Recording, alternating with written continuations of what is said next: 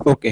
तो आज के लेक्चर के अंदर हम पढ़ने वाले हैं कि जो भी हमने इंसर्ट अपडेट डिलीट किया था, ठीक है, और इमेज के साथ किसी भी तरीके की फील्ड के साथ हमने जो भी उसके ऑपरेशन करण ऑपरेशन करवाए, तो हमारे पास टोटल यहाँ पे 4 रिकॉर्ड हो गए ना। तो चारों रिकॉर्ड में से मुझे कोई भी डेटा फाइंड आउट करना है तो पहले मुझे क्या करना पड़ेगा, व्यू वाले पेज में जाना पड़ेगा। मुझे पहले व्यू वाले पेज के अंदर, ठीक है, एक फॉर्म बनाना पड़ेगा। तो देखो मैं किस तरीके से वहां पे फॉर्म बना रहा हूँ, ठीक है।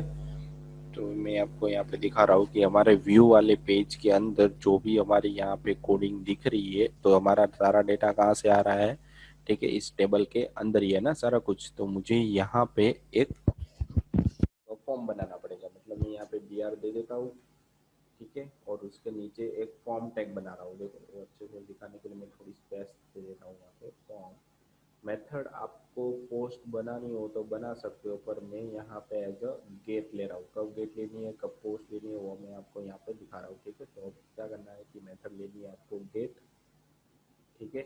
उसके बाद यहाँ पे आपको एक इनपुट टाइप रखना है जिसके अंदर आप कुछ भी लिख सकते हो। तो टेक्स्ट बना रहा हूँ और उसका नाम मैं यहाँ पे दे रहा हूँ सर्च, ठीक है। और यहाँ पे बी आर नहीं दे रहा हूँ, इनपुट टाइप उसके अंदर मैं यहाँ पे सबमिट दे रहा हूँ, नेम में यहाँ पे दे रहा हूँ, बटन का नाम मैं यहाँ पे दे रहा हूँ, ठीक है। ये दोनों नाम सेम ना हो जाए इसलिए आपको थोड़ा इसका डिफरेंट नाम देना है। मैं यहाँ पे दे रहा हूँ सचिन, ठीक है, और उसकी वैल्यू मैं यहाँ पे दे रहा हूँ सर्च, यहाँ पे दे रहा हूँ मैं रिकॉर्ड सर्च सचिन, और यहाँ पे दे रहा हूँ value as a search record, ठीक है। इसको मैंने यहाँ पे क्लोज कर दिया। फॉर्म हमारा रेडी हो गया। जैसे मैं सेव करूँगा और हमारे ब्राउजर के अंदर जाऊँगा तो मुझे एक यहाँ पे ऊपर फॉर्म देखने को मिल रहा है, ठीक है। अब मुझे क्या करना है कि जैसे ही मैं यहाँ पे एंट्री करूँगा तो जैसे ही सबमिट करूँगा तो देखो हमारा पूरा पेज लोड हो रहा है। लोड होने के बाद में क्या हो रहा है कि जो भी डेटा हमने दिया था वो गेट के फॉर्म में था। गेट मतलब क्या होता है कि जो भी हमारी फील्ड के नेम के अंदर जो फील्ड होगी, नेम होगा, वो यहाँ पे आ जाएगा। उसके अंदर जो भी मैं यहाँ पे लिखूंगा वो यहाँ पे आने वाला है। तो उसकी वैल्यू क्या हो रही है टेक्स्ट की, SDFSD। तो ये उसकी वैल्यू हो गई और ये उसकी की हो गई। तो वैल्यू बदलती रहेगी पर उसकी की बदलने वाली नहीं है। ये कब आया, जब आपने सबमिट पर क्लिक किया तभी आया ना। तो सबमिट भी एक फॉर्म के अंदर ही है, तो उसकी भी की और वैल्यू हमारे पास थी। तो उसकी की क्या थी यहाँ पे सर्चिंग, और उसकी वैल्यू यहाँ पे हमने रखी थी सबमिट ना। ओके, ये ठीक है। तो इस तरीके से हमें की और वैल्यू हर एक फील्ड की मिल रही है। तो मुझे क्या करना है कि जब भी मेरा सबमिट पे क्लिक हो, ठीक है, तभी मुझे क्या मिलना चाहिए, इस इनपुट के अंदर जो वैल्यू थी वो मुझे मिलनी चाहिए। तो हमारा पेज पूरा लोड हो रहा है। तो मुझे क्या करना पड़ेगा, यहाँ पे देखो आपने एक्शन गेट के अंदर एक्शन दिया हुआ है, तो उसके नीचे ही आपको क्या देना पड़ेगा, एक इफ के अंदर एक और कंडीशन बनानी पड़ेगी इस सेट में। $_गेट के अंदर यहाँ पे आपको की देनी पड़ेगी सर्चिंग, क्योंकि आपने जो सबमिट का नाम दिया है उस पर क्लिक होगा तभी आपको यहाँ पे फंक्शन की मिलेगी। मैं तो टेस्टिंग के लिए यहाँ पे मुझे सर्चिंग जब भी करूँगा तो मुझे ये डेटा मिल रहा है कि नहीं मिल रहा वो चेक करेगा। देखो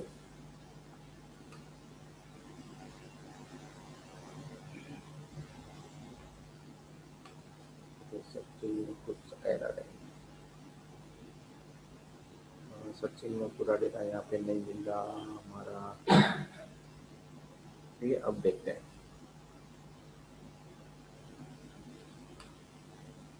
देखो यहाँ पे टेस्ट आ गया, ठीक है। तो हमारा रिकॉर्ड परफेक्टली यहाँ पे चल रहा है। मतलब हमारी डेटा जब भी हमें URL के अंदर सर्चिंग मिलेगा तभी हमें उस फंक्शन के अंदर जाने का मिलेगा। जैसे मैं यहाँ पे रिफ्रेश करूँगा तो टेस्ट यहाँ पे ऑटोमेटिकली निकल जाएगा, ठीक है। तो ये चीज़ होती है इसके अंदर, ठीक है। इसको मुझे पूरा टेबल को सेंटर में चाहिए तो मैं क्या लिख दूंगा, हमारा जो टेबल था, टेबल स्ट्रक्चर था, ठीक है, इस टेबल को मैं एक सेंटर टैग के अंदर डाल दूँ ताकि हमारा जो भी टेबल था वो सारा कुछ सेंटर में आ जाए, ठीक है। जैसे मैं सेव करूँगा, जैसे रिफ्रेश करूँगा तो सारा टेबल यहाँ पे आ गया, सेंटर में आ गया। और मुझे ये जो फॉर्म था वो भी मुझे सेंटर में चाहिए। तो मैं सेंटर टैग कहाँ से चालू करूँगा, जो हमारा सेंटर टैग यहाँ से चालू हो रहा था इसको कट करके फॉर्म के ऊपर रख दे रहा हूँ, ठीक है।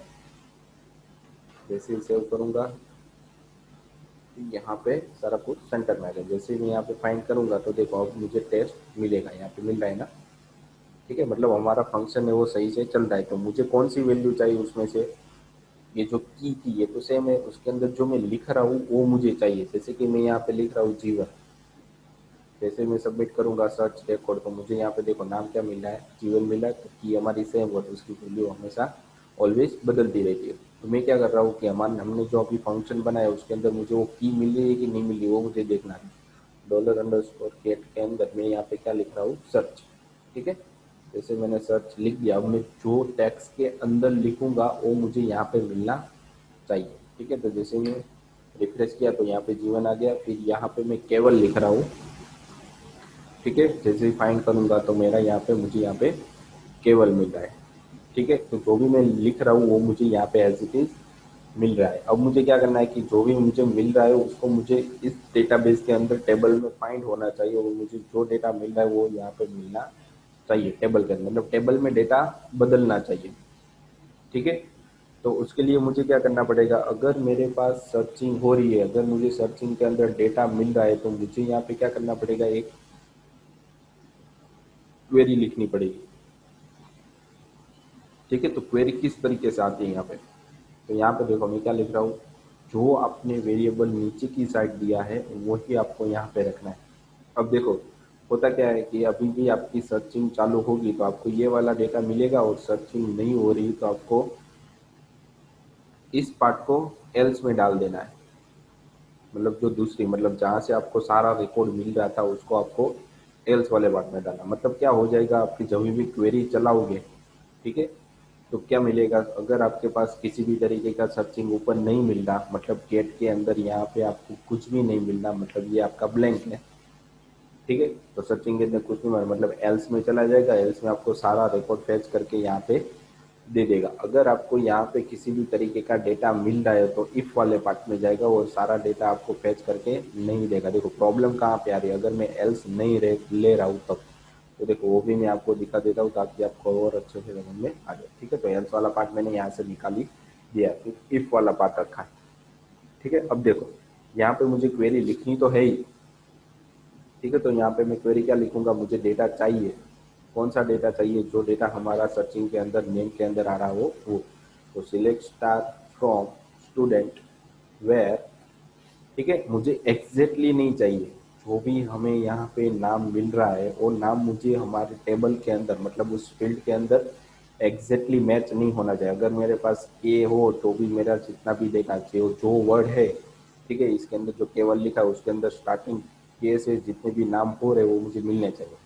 जैसे कि मेरे पास एम मैंने इसमें डाल दिया, ठीक है। तो एम वाले रिकॉर्ड मेरे पास कितने वो मुझे फाइंड करने, तो मेरे पास यहाँ पे स्टार्टिंग में से एम फाइंड करेगा, पर यहाँ पे तो एम नहीं है, यहाँ पर तो एम नहीं है, यहाँ पर इन दोनों में है, तो मुझे ये दोनों डेटा फेच करके दे देगा, ये वाला डेटा देगा नहीं, ठीक है। मतलब क्या करेगा वो कि एग्जैक्ट फाइंड नहीं करेगा, उसका स्टार्टिंग का थोड़ा बहुत समथिंग मैंने ए में डाल दिया तो यहाँ पे एम और ए दो वर्ड चेक करता है वो, ठीक है, ये दोनों वर्ड चेक करेगा। फिर मैंने यहाँ पे डाल डाल दिया कि M A N S I, ठीक है, M A N I Mani डाल दिया मैंने। तो स्टार्टिंग के चार कैरेक्टर जिस नेम के मैच हो रहे हो वो ही डेटा मुझे मिलेगा। यहाँ पे तो नहीं हो रहा कुछ भी, तो ये भी डेटा नहीं देगा, ये भी नहीं देगा। यहाँ पे देखो ये M A N I match हो रहा है ना, तो मुझे ये डेटा मिलेगा, पर ये वाला एम ए एन आई नहीं मिल रहा, मतलब चौथा कैरेक्टर अलग है, तो मुझे ये चौथा रिकॉर्ड नहीं मिल रहा, मतलब मुझे एक ही रिकॉर्ड मिलेगा, कौन सा, सिर्फ ये वाला, ठीक है। तो आपको क्या करना है कि उसके अंदर जो स्टार्टिंग के चार कैरेक्टर मैच हो रहे होंगे वही डेटा आपको यहाँ पे मिलना चाहिए, ठीक है। तो इस तरीके से मुझे यहाँ पे क्वेरी लिखनी पड़ेगी। तो मुझे क्वेरी किसके अंदर लिखनी पड़ेगी, select star from student where, field का नाम किस फील्ड में से फाइंड करना है, तो नेम के अंदर, और यहाँ पे मुझे एग्जैक्ट नहीं चाहिए, उसके जैसा चाहिए, मतलब लाइक नाम की क्वेरी यहाँ पे चलेगी। लाइक से क्या होता है कि उसकी तरीके का, उस तरीके का डेटा चाहिए, ठीक है। और वेयर करके आप सीधा फील्ड का नाम लिख दे तो यहाँ पे आपके में जैसे लिखा तो एग्जैक्ट फाइंड करता है, तो एग्जैक्ट फाइंड और थोड़ा बहुत लाइक होने में थोड़ा डिफरेंट है, तो यहाँ पे आपको थोड़ा बहुत ही मैच करवाना हो तो यहाँ पे लाइक नाम की क्वेरी आप चला सकते हो, ठीक है। एग्जैक्ट मैच करवाना हो तो आपको डायरेक्टली उसके साथ इक्वल टू ही लगाना पड़ेगा, ठीक है। तो मुझे एग्जैक्ट मैच करवाना है, एग्जैक्ट मैच नहीं करवाना तो मैं यहाँ पे लाइक कीवर्ड का यूज करूंगा। ठीक है, तो लाइक की मदद से आपको जो भी डेटा थोड़ा बहुत मैच हो रहा है स्टार्टिंग से, वही डेटा आपको यहाँ पे मिलेगा, जो भी डेटाबेस के अंदर टेबल के अंदर मैच हो रहा है। फिर मुझे क्या करना है कि कौन सा डेटा मैच करवाना है, तो यहाँ पे जो नेम है उसके अंदर वैल्यू आ रही है ना, तो वो डेटा मुझे मैच करवाना है। तो यहाँ पे सिंगल कोट के अंदर ये वैल्यू थी, तो मैं यहाँ पे डॉलर नेम लिख देता हूँ ताकि वैल्यू मिल जाएगी। और कहाँ से फाइंड करना है, ठीक है, तो उसके लिए परसेंटेज होते हैं यहाँ पे। ठीक है, अगर आप लास्ट में परसेंटेज रख रहे हो तो आगे के अंदर आपको नाम मिलेगा। देखो क्वेरी में भी आपको उसको प्रिंट करवा के दिखाता हूँ ताकि आपको और अच्छे से समझ में आ जाए। ठीक है, जैसे मैंने यहाँ पे मनी लिखा है, सर्च करूंगा तो देखो यहाँ पे क्या आ गया, हमारी क्वेरी जनरेट हो गई ना, select star from student where name like MANI, उसके बाद क्या था, परसेंटेज था ना। तो इसका मतलब क्या हो गया कि जहाँ पे परसेंटेज उसको मिलेगा तो उसके बाद के कैरेक्टर उसके लिए मान्य नहीं रखते, मतलब स्टार्टिंग के जो 4 कैरेक्टर है वही वो फाइंड करता है इसके अंदर। मतलब परसेंटेज मतलब उसके बाकी के जो SS कीवर्ड है उसे कोई डिफरेंस नहीं बढ़ा, मतलब कोई भी कैरेक्टर हो चलेगा, पर स्टार्टिंग के 4 कैरेक्टर किस तरीके के होने चाहिए, यहाँ पे MANI टाइप के होने चाहिए। तो यहाँ पे देखो MAN है पर आई नहीं है, तो ये मैच नहीं हो रहा। ठीक है, तो ये उसके लिए डेटा फेच करके नहीं देगा। अगर आप यहाँ पे MAN लिखते हो, ठीक है, आपने MAN लिख दिया तो ये क्या करेगा, वो जो भी रिकॉर्ड था तो MAN के बाद जो भी कैरेक्टर हो गए वो इग्नोर कर दे रहा है। मतलब MAN है उसके पास, ठीक है, MAN यहाँ पे मिला तो ये रिकॉर्ड उसको फाइंड करके देगा। उसके बाद MAN यहाँ पर भी, तो SI नाम के कैरेक्टर को वो इग्नोर कर देगा, और यहाँ पे ISH को इग्नोर कर देगा। तो आपको यहाँ पे 2 रिकॉर्ड मिलेंगे। ठीक है, क्योंकि यहाँ पे अपनी एम मैन नाम के स्टार्टिंग के 2 रिकॉर्ड मिल रहे हैं, बाकी के 2 रिकॉर्ड आपको यहाँ पे नहीं मिले। अगर आप यहाँ पे JI लिख देते, ठीक है, तो आपको क्या मिलता, सिर्फ स्टार्टिंग में जो JI कैरेक्टर मिल रहा है, ठीक है, वही रिकॉर्ड आपको फाइंड करके देगा। मतलब 21 नंबर का रिकॉर्ड आपको फाइंड करके देगा, बाकी 20, 22 और 23 नहीं देगा, क्योंकि उसके अंदर कुछ भी रिकॉर्ड मैच नहीं हो रहा। ठीक है, तो मैं आपको ये क्वेरी जनरेट हमने की करी तो है, पर उसको रन भी करवाते हैं। तो रन करवाने के लिए पहले आपको क्या करवाना पड़ेगा, इसको एल्स वाले पार्ट में रखना होगा या फिर इसको यहाँ से हटाना होगा। ठीक है, तो मैं यहाँ से इसको हटा ही देता हूँ। वेरिएबल का नाम तो सेम ही है, तो यहाँ पे आने के बाद रन होने ही वाला है सक्सेसफुली। ठीक है, तो जैसे ही मैं इस पर रिफ्रेश करूंगा, देखो यहाँ पे जे नाम का डेटा मिल रहा है, तो इसके अंदर क्वेरी के अंदर फाइंड करेगा और डेटा मिल जाएगा। देखो जे नाम का मिला। अगर मैं यहाँ पे MAN नाम का देता तो मुझे MA नाम के 2 मिलते, क्योंकि बाकी के पीछे के जो 4 कैरेक्टर उससे वो इग्नोर कर देता है। ठीक है, तो यहाँ पे ऐसा को उसने इग्नोर कर दिया, यहाँ पे IS को कर दिया। अगर मैं यहाँ पे MANI लिखता तो वो इस रिकॉर्ड को फेच करके देगा, इसको देगा नहीं। देखो सही है। अगर मैं यहाँ पे के लिखता सिर्फ, तो के वाला जितने भी रिकॉर्ड मेरे पास होते वो मुझे दे देगा। ठीक है, तो इसके अंदर 2 अलग अलग तरीके के परसेंटेज, अगर आप पीछे परसेंटेज रखते हो तो आगे से फाइंड करेगा नेम के अंदर। ठीक है, और मैं यहाँ पे परसेंटेज को पीछे से निकाल के आगे रख देता हूँ। डॉलर से पहले लिखना है, क्या लिखना है, सिंगल कोट के बाद और डॉलर के पहले। ये याद रखना है, यहाँ पे आप मिस्टेक करते हो बार बार, यहाँ पे आप डॉलर पहले लिख देते हो, परसेंटेज बाद में लिख देते हो, नाम का नाम ही पूरा उल्टा हो जाता है। ठीक है, तो ये चीज़ आपको यहाँ पे याद रखनी है। अब देखो हमारी जो भी क्वेरी आएगी वो किस तरीके से आएगी, तो पहले यहाँ पे परसेंटेज आ रहा है, उसके बाद यहाँ पे के आ रहा है, तो लास्ट में कैरेक्टर हो वैसा कोई रिकॉर्ड ही नहीं है हमारे पास। ठीक है, अब मुझे सारा रिकॉर्ड चाहिए देखना है, तो मैं इसको वापस चेक कर लेता हूँ। ठीक है, ऑन कर देता हूँ इसको, मैं वापस रिफ्रेश करूँगा तो हमारी जो ऊपर की क्वेरी थी वो तो चलने वाली नहीं है, क्योंकि ये क्वेरी चलेगी पर फायर नहीं हो रही है। कोई कौन सी क्वेरी कौन सी चल रही है हमारी लास्ट में, ये वाली ना, तो यही क्वेरी यहाँ पे फायर होगी, मतलब सारा रिकॉर्ड मुझे मिलेगा। अगर मैं यहाँ से हटा रहा हूँ इसको तो ये हमारी क्वेरी यहाँ पे फायर हो रही है, तो दोनों में से कोई एक ही चलेगी, दो तो चलने वाली नहीं है हमारे पास रिकॉर्ड। अब देखो यहाँ पे मैं लास्ट में परसेंटेज हम रखते हैं तो क्या आपको मिल रहा है, तो लास्ट में देखो यहाँ पे क्या है, VALNSI, तो ये सारे रिकॉर्ड है। ठीक है, तो लास्ट में के तो एक भी रिकॉर्ड मैच नहीं हो रहा। अगर आप यहाँ पे वेल लिखते हो तो लास्ट जो चेक करता है भाई ये वाला रिकॉर्ड मैच हो रहा है आपका, आगे के जो 2 रिकॉर्ड है वो इग्नोर कर देता है। ठीक है, तो ये चीज़ होती है इसके अंदर। ठीक है, तो लास्ट के रिकॉर्ड मुझे मैच करवाने हैं, तो मैं उसको आगे की साइड परसेंटेज रखूँगा। ठीक है, इसको मुझे अब देखना है, तो इसको मैं कमेंट कर रहा हूँ और यहाँ पे मैं जैसे रिफ्रेश करूँगा, ठीक है, और VAL लिखता हूँ, तो देखो ये डेटा मैच हो रहा है ना, VAL। अगर मैं यहाँ पे SI लिखता, सिर्फ आई वाले रिकॉर्ड, तो मेरे पास मानसी आता है। वो कहाँ से फाइंड किया उसने, लास्ट में से, ठीक है, सॉरी। तो ये चीज़ होती है इसके अंदर। अगर मुझे पूरे नाम में से मैच करवाना हो, तो मैं उसके आगे भी परसेंटेज रखूँगा और लास्ट में भी परसेंटेज रखूँगा। तो पूरे नाम के अंदर चेक करता है कि कौन सा डेटा मैच हो रहा है। देखो यहाँ पे आई है, पूरे नाम के अंदर आई कहीं भी आना चाहिए, यहाँ पर भी आए, कहीं पर भी आना चाहिए, यहाँ पर भी आए, कहीं भी आए, आगे आए, लास्ट में आए, फर्स्ट में आए, तो दोनों जगह से मैच कर लेते हो। तो हमारी क्वेरी इस तरीके से बनती है। ठीक है, तो दोनों में से मुझे कोई एक ही रिकॉर्ड चाहिए। उसके लिए मैं क्या करता हूँ, इसको जो लास्ट क्वेरी थी हमारी, उसको मैं एल्स में रख देता हूँ, ताकि हमारा दोनों में से कोई एक ही क्वेरी चले, तो एक साथ दोनों क्वेरी ना चले। तो जब भी हमें सर्चिंग मिलेगा तो हमारी ये क्वेरी यहाँ पे फायर हो जाएगी, तो एल्स वाला पार्ट नहीं चलेगा। ठीक है, और हमारा सर्चिंग यहाँ पे कुछ नहीं करवा रही, तो हमारा सारा रिकॉर्ड फैच करके दे देगा। ठीक है, तो जैसे मेरे को सर्च करता हूँ, कुछ भी रिकॉर्ड फाइंड करूँ, मैं G1 में फाइंड कर रहा हूँ, तो ये एक रिकॉर्ड मिल गया। मैं मानसी MAN नाम के फाइंड कर रहा हूँ, तो मुझे मानसी नाम को मिल, जैसे मैं सर्च करूँगा तो मुझे यहाँ पे कुछ नहीं मिल रहा ना। सर्च मुझे क्या है, मेरा ब्लैंक हो गया। तो सर्च मेरा ब्लैंक हो गया, तो हमारी कंडीशन ये वाली क्या हो गई, गलत हो गई। तो सीधा चला जाएगा एल्स में और सारा रिकॉर्ड फेच करके दे देगा। तो ये चीज़ होती है इसके अंदर। ठीक है, तो आपको ये चीज़ यहाँ पे समझनी थी। ठीक है, पता चला किस तरीके से ये डेटा वर्क कर रहा है। ठीक है, तो सर्चिंग इस तरीके से, तो इसको, इस क्वेरी को मैं यहाँ से हटा रहा हूँ, ताकि आपको हमारा जो फंक्शनलिटी है वो सही से वर्क कर सके। ठीक है,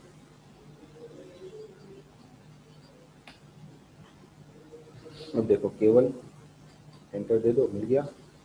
फिर यहाँ पे मुझे G1 चाहिए, तो जैसे एंटर दूंगा मिल गया। जैसे वापस रिकॉर्ड करूँगा क्लिक, तो सारा डेटा मुझे यहाँ पे आ रहा है। ठीक है, तो ये चीज़ होती है इसके अंदर। जो भी रिकॉर्ड आपको चाहिए नहीं चाहिए, तो आपका सारा रिकॉर्ड सर्चिंग, तो सर्चिंग इस तरीके से वर्क होता है। ठीक है, तो इसके बाद सर्चिंग के अंदर मुझे सिर्फ नाम के आधार पे ही मैंने फाइंड आउट किया ना। मुझे फोन, जेंडर, क्वालिफिकेशन, सिटी, सबके आधार पे फाइंड करना है। तो मैं क्या करूँगा, जो भी हमने यहाँ पे क्वेरी लिखी है, उसके बाद में यहाँ पे लिख दूंगा और मतलब इसमें से फाइंड, मेरा डेटा नेम में फाइंड नहीं हो रहा, तो वो कहाँ पे चला जाएगा, हमारा फ़ोन में। मतलब फ़ोन नाम की फील्ड में वो चेक करेगा वापस लाइक परसेंटेज नहीं, और दोनों जगह पे आगे पीछे मुझे परसेंटेज यहाँ पे लिखना पड़ेगा। ठीक है, अब देखते हैं। तो डेटाबेस में आपने जो फ़ोन रखा वही यहाँ पे फ़ोन होना चाहिए। तो फ़ोन नंबर देखो यहाँ पे मैं 99 वाला लगा रहा हूँ, मिल गया। ठीक है, तो उसी तरह मुझे, जैसे मुझे 93 लगाता हूँ मैं यहाँ पे, तो सारा रिकॉर्ड मुझे मिल जाएगा। एक रिकॉर्ड मुझे नहीं मिला, क्योंकि उसके अंदर वो रिकॉर्ड नहीं था। यहाँ पे क्या था, 83 था ना। तो जैसे मैं 83 यहाँ पे लिखूंगा, तो मुझे फर्स्ट वाला रिकॉर्ड ही मिलेगा। ठीक है, तो इसके आधार पर मुझे आ रहा है। मेरा नेम के आधार पर मैंने फाइंड नहीं किया, तो सेम टू सेम मैं क्या कर रहा हूँ, यहाँ पे और लगा देता हूँ। और मुझे और एक फील्ड चाहिए, कौन सी, किसके आधार पर फाइंड करना है मुझे, जेंडर के आधार पे या क्वालिफिकेशन। तो जेंडर पे हम लगाते हैं, तो डेटाबेस में आपने जो फील्ड रखी है वही फील्ड आपको यहाँ पर भी चाहिए। ठीक है, तो gender like dollar percentage dollar name percentage. ठीक है, तो इस तरीके से आपको यहाँ पे देना है। जैसे आप सेव करोगे, सेव करने के बाद वापस अपने पेज में जा रहे हो। ठीक है, जैसे ही सर्च करोगे, और आपको फीमेल वाले एक रिकॉर्ड है ना, तो जैसे आप यहाँ पे फीमेल लिखते हो तो एक रिकॉर्ड मिलेगा, और जैसे ही आप यहाँ पे मेल लिखोगे, तो आपको यहाँ पे मेल मिल जाएगा। मतलब इसमें भी मेल था ना, इसलिए सारे रिकॉर्ड मिले आपको। ठीक है,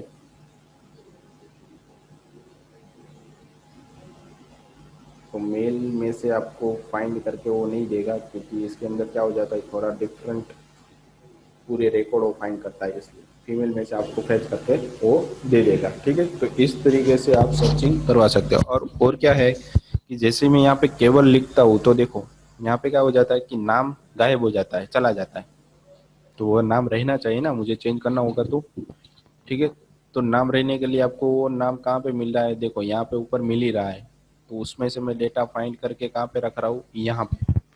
तो यहाँ से मुझे डेटा चाहिए तो किसकी मदद से, कौन सी मेथड चलेगी जिसकी मदद से वो डेटा मिलेगा, पोस्ट तो होगी नहीं पहली बात तो कौन सी बची हमारे पास, गेट ना।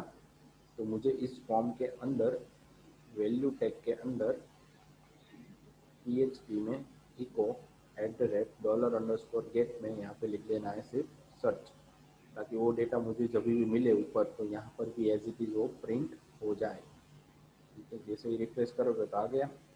अब आप इसको रिफ्रेश करके निकाल के सर्च करोगे मनीष, जैसे एंटर दोगे तो वो नाम एज इट इज़ रहेगा। आपको यहाँ पे NI लिख दोगे तो यहाँ पर भी चेंज हो जाएगा। ठीक है, तो ये चीज़ होती है इसके अंदर। अगर आप यहाँ पे मानसी कर दोगे तो सेम टू सेम ये नाम यहाँ पर भी रहने वाला, तो यहाँ से भी आपको डेटा डायरेक्ट मिल सकता है। तो ये चीज़ आपको याद रखनी है। सर्चिंग थी आज की लेक्चर के अंदर। ठीक है, इसको अच्छे से पढ़ना था सर्चिंग के टॉपिक के अंदर। अगर इसमें कोई भी डाउट या प्रॉब्लम हो तो बता देना। छोटा सा टॉपिक था, बहुत कुछ लिखना नहीं है, सिर्फ आपको यहाँ पे समझना है। तो समझने के लिए आपको मैंने क्या बताया कि जो भी आपकी क्वेरी चल रही है उसको सारा डेटा मिल रहा है, उसके इफ वाले पार्ट के अंदर इसको रखना है। ठीक है, ताकि आपकी जो क्वेरी थी वो सही से चले। और जो भी आपको फाइंड करवाना तो और करके आपको जितने भी फील्ड के साथ सर्च करवाना वो भी यहाँ पे आप नेम दे सकते हो। यहाँ पे तो सिर्फ एक ही फील्ड आएगी, एक से ज़्यादा फील्ड आपको यहाँ पे नहीं लेनी है।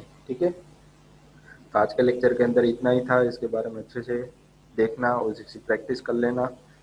ठीक है, जो फॉर्म यहाँ पे बना रहे वही आपको एडमिन पैनल के अंदर सारा कुछ बनाना था। ठीक है, जो भी हम यहाँ पे पढ़ रहे हैं वो आपको ऑटोमेटिक, इसके बाद में आपको एक ही बार बना बता के दिखाने वाला हूँ, उसके बाद में नहीं दिखाऊंगा। उसके बाद आपको खुद से कौन से टेबल बनाने हैं, कौन सी फील्ड बनानी है, वो सारी आपको खुद से समझनी है। ठीक है, उसके बाद हम पेजिनेशन पे जाएंगे। तो पेजिनेशन के अंदर जैसे पेज आते हैं ऑटोमेटिकली, वो पेज हम सीखने वाले हैं। ठीक है, तो आज के लेक्चर के इतना ही था, अच्छे से प्रैक्टिस करना। ठीक है, थैंक यू। तो जैसे ही हमारा लेक्चर ख़त्म हो रहा है तो लेक्चर के रिगार्डिंग यहाँ पे आपको 3 क्वेश्चन दिए गए हैं जो आपको सबमिट करवाने रहेंगे आपके RNWIT एप्लीकेशन के अंदर। ठीक है, तो आज का लेक्चर के लिए इतना ही था। Thank you.